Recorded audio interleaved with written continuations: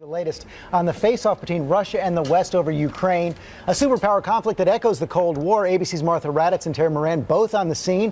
Martha in Paris, right in the middle of some high-stakes diplomacy. Good morning, Martha.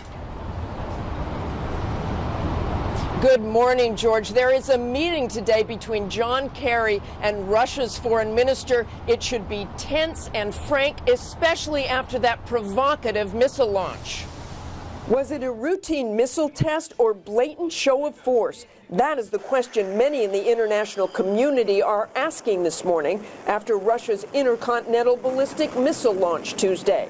A test launch fired over the Caspian Sea and landing in a remote part of Kazakhstan. U.S. officials say the missile test had been planned well before the unfolding crisis in Ukraine, calling it a previously notified and routine test launch of an ICBM. It's time we woke up about Vladimir Putin. It's time that this administration got real.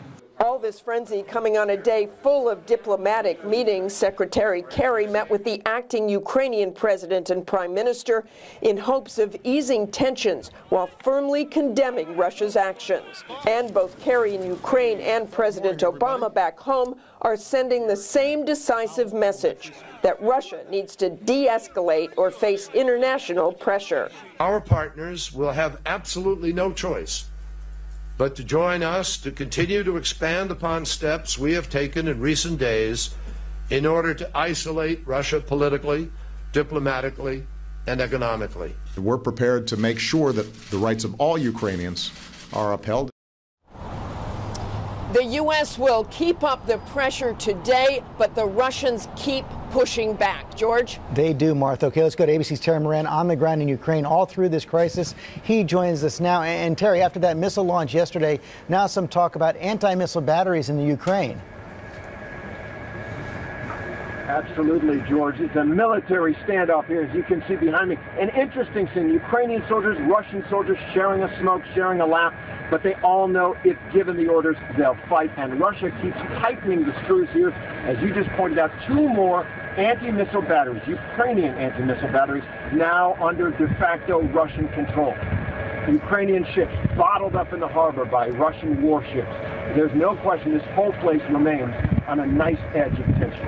And Terry, after that press conference yesterday from Vladimir Putin, clearly he's calling the shots here for Russia, but so many in the West don't know exactly what he wants. That is the $64,000 question, George. What does Vladimir Putin want? Because he is driving all of the events here.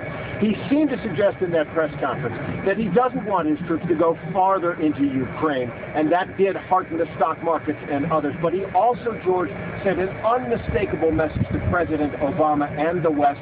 This former KGB officer who once called the collapse of the Soviet Union the greatest catastrophe of the century, he said basically stay out of this space near Russia. He believes Russia should dominate. A vital issue to Russia. Okay, Terry Moran, thanks very much.